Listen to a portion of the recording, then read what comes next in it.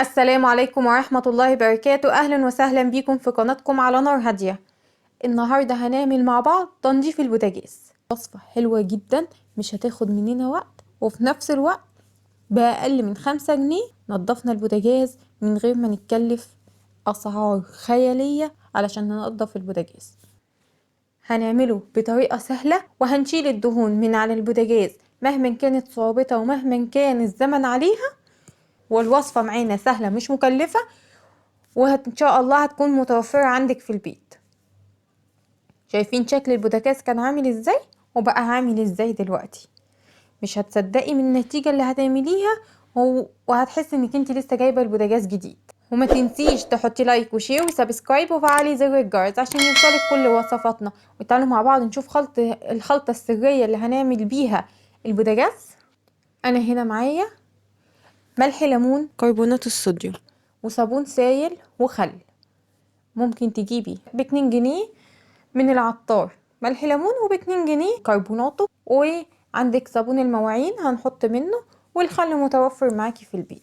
يعني اقل من 5 جنيه هتكوني نضفتي معاكي البوتاجاز معانا اهو.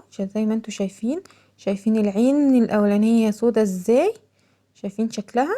كل واحدة فينا بيعدي عليها ظروف، ان بوتاجازها بيتبهدل، ان ما بتقدرش ان هي تمسحه كل يوم، بيحصل ظروف يا دوبك بتقوم تعمل الاكل وبس، ما بتقدرش تعمل حاجة. اكيد فاكيد بتوصل بوتاجازاتنا النتيجة لكده. فتعالوا مع بعض هننضفه. هنحط اول حاجة الصابون المواعين العادي، وهحط عليه معلقتين 3 من الخل، ومعلقتين من الملح الليمون، وميه سخنه. اهم حاجه تكون الميه مغليه عشان ينضف معاكي عيون البوتاجاز. انا لسه ما حطيتش الكربوناتو. دلوقتي هنزل بقى بعيون البوتاجاز، شايفين شكلها سودا. طبعا دي انا قعدت ادعك فيها، مش هتنضف بسهوله. هحطه كده كل عيون البوتاجاز اللي عندي بالشكل دوت. بعد كده هنزل بمعلقه ونص من البيكربوناتو، بس مش هنزل بيهم مره واحده. هنزل بالمعلقه الاولى كده او اقل من معلقه، علشان لما يحصل فور عشان ما يفورش بره الطبق والدنيا تبوظ جنبي. لا، انا هسيبهم يهدى بس شويه، وبعدين هنزل بالنص معلقه التانية بالشكل ده. هقلبهم كده وهسيبهم اقل حاجه تسيبيهم 4 ساعات. بس انا هنا الوصفه انا عملتها من بالليل، وسبتهم بايتين كده من بالليل لغايه تاني يوم في نفس الميه، لغايه تاني يوم بنفس المكونات. بس اقل حاجه علشان ينضف معاكي وما تحتاجيش دعك كتير، انك انت تسيبيها 4 ساعات. طب الحوامل، انا ما عنديش حاجة احط فيها الحوامل بتاعتي مية واعمل بالطريقة دي. هقولك على وصفة سهلة. معايا هنا بردك مقدونة صابون المواعين، ملح، ليمون، وكربونات، وخل. هنزل اول حاجة 3 معالق من الصابون المواعين، 3 معالق من الخل، عليهم معلقة من الملح الليمون. هقلبهم كويس جدا.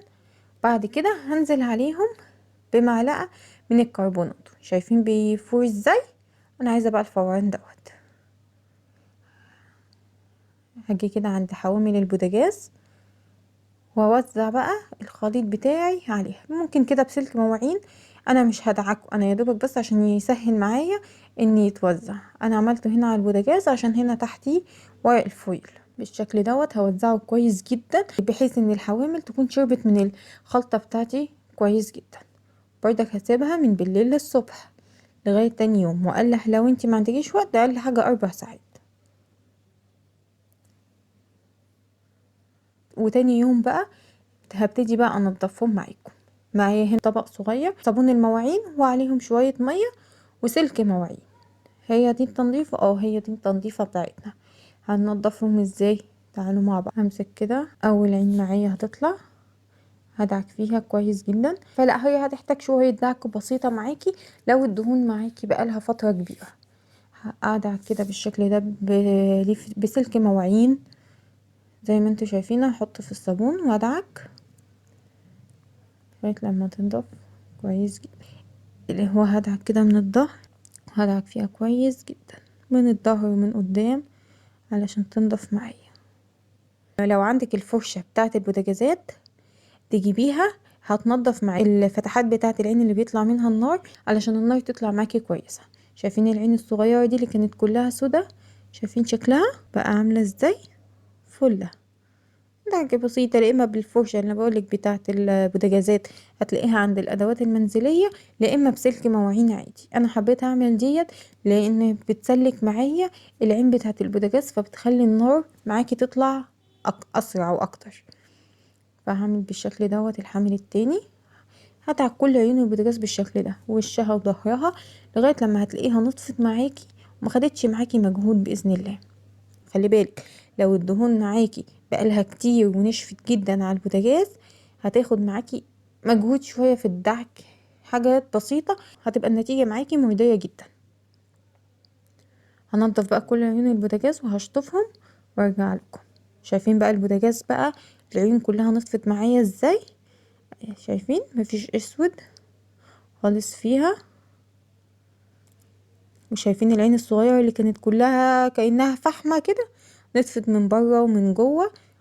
نضفتهم كلهم، حتى العيون السودا ديت اللي بتتحط على العين نطفت معايا وبقت زي الفل. نتيجة حلوة جدا ومرضية جدا جدا جدا كمان. تعالوا بقى مع بعض هننضف بقى حوامل البوتاجاز اللي سايبينها من امبارح بالليل.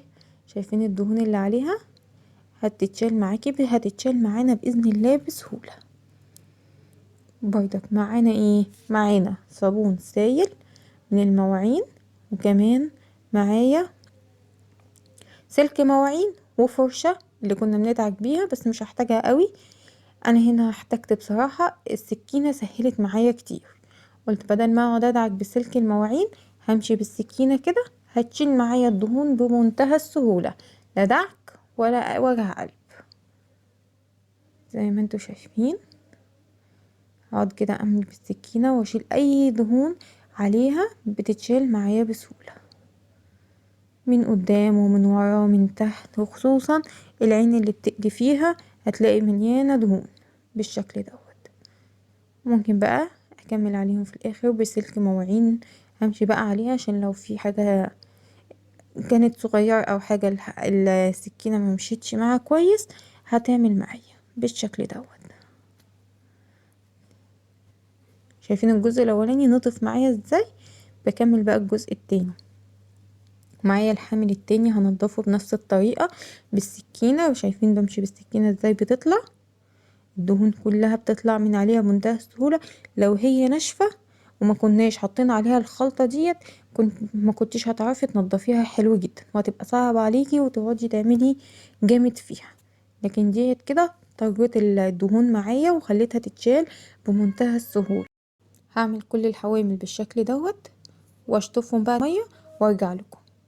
شايفين بقى شكل الحوامل بعد ما نطفت معايا، الدهون اتشالت بقت بتلمع. انتي كمان هتحسي اكتر، هي ممكن ما تبانش معايا هنا في الكاميرا او مش شايفاها كويس، لكن في الحقيقة بصراحة نطفت والنتيجة جدا مرضية جدا. وصفة جميلة جدا بأقل تكلفة، مخدتش معايا وقت، نضفت معايا البوتاجاز ومتكلفتناش اي حاجة. تعالوا بقى نعمل بقى البوتاجاز نفسه. انا هنا كنت حاطه ورق فويل هشيله خالص بالشكل دوت. فالبوتاجاز معايا مش متوسخ اوي للدرجة، برضك مطرح بقى مية ما كانت بتنزل من الفويل او حاجة او اتخرم، بس انا هنضفه كويس. برضك هديله كده بقى، هلمعه بقى بنفس الخلطة، صابون مواعين وعليهم ملح ليمون وخل والكربونات. هدعك بقى دي كلهم، هدعك البوتاجاز كله بالشكل دوت زي ما انتوا شايفين. وكمان المفاتيح بتاعة البوتاجاز هدعكها بنفس الخلطة بالشكل دوت. طبعا لو عندك الدهون صعبة جدا هتسيبيها زي ما قلتلك ساعتين 3 وتعملي فيهم. انا هنا الدهون ما كانتش صعبة للدرجة، فسبتها بس ربع ساعة علشان لما اجي ادعك ما تاخدش معايا وقت، ما سبتهاش غير ربع ساعة بالظبط. هدعك كده المفاتيح بتاعة البوتاجاز كويس جدا عشان بتتكون عليها دهون بتبقى صعبة بعد كده. هدعك بقى العيون بقى من تحت، مكان العيون من تحت بالفرشة بتاعة البوتاجاز. دي فرشة سحرية، ما عندكيش ممكن لو فرشة اسنان قديمة تقضي الغرض، بس الفرشة دي بتبقى ناشفة شوية بتدخل في حتت صعب انك تدخلي بيها سلك المواعين وايدك تتعور. لا دي بصراحة بتحميكي.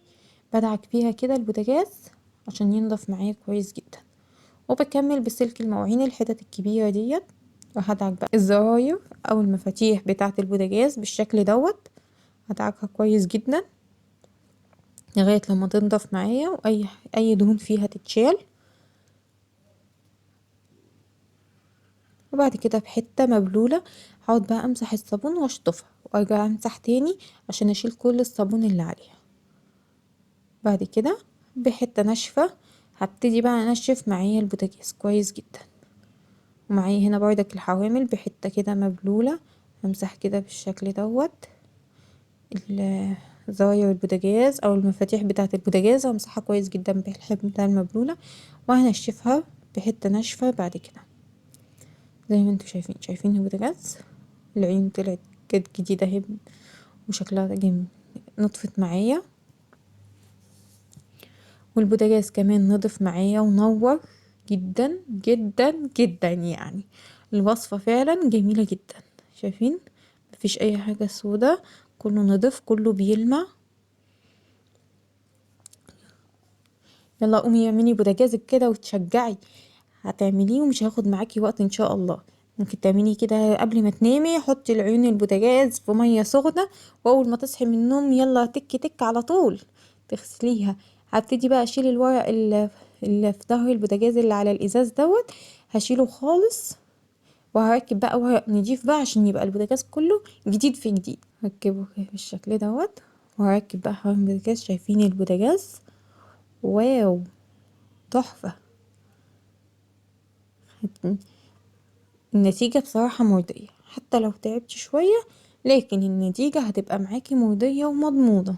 اهي شايفين البوتاجاز العيون والبوتاجاز كان شكله عامل ازاي؟ زي ما انتوا شايفين كده. وبأقل من 5 جنيه عملنا البوتاجاز، وصفة حلوة جدا. وما عملناش بقى خلطات ووصفات بقى واشترينا حاجات غالية عشان اغسل بيها البوتاجاز وبتاع ويا ترى هيشيل لا مش هيشيل. لا دي بقى مضمونة معاكي ومش مكلفة، وفي نفس الوقت الريحة كمان بتاعت المنظفات ما تبقاش متعبة ليكي ولا الأولاد. يا رب تكون تنظيف البوتاجاز يكون عجبكم الوصفة، ويا ريت تجربوها فعلا. أن النتيجة فعلا مضمونة. بس خلي بالك لو فعلا الدهون عندك مستعصية جدا هتحتاجي شوية دعك بسيطة. يعني بقولك النتيجة بقولك بما يرضي الله. يا رب الوصفة تكون عجبتكم، ويا ريت تكون النتيجة كمان مرضية بالنسبة لكم. يا ريت تجربوها وتقولوا لي رأيكم في التعليقات. والسلام عليكم ورحمة الله وبركاته.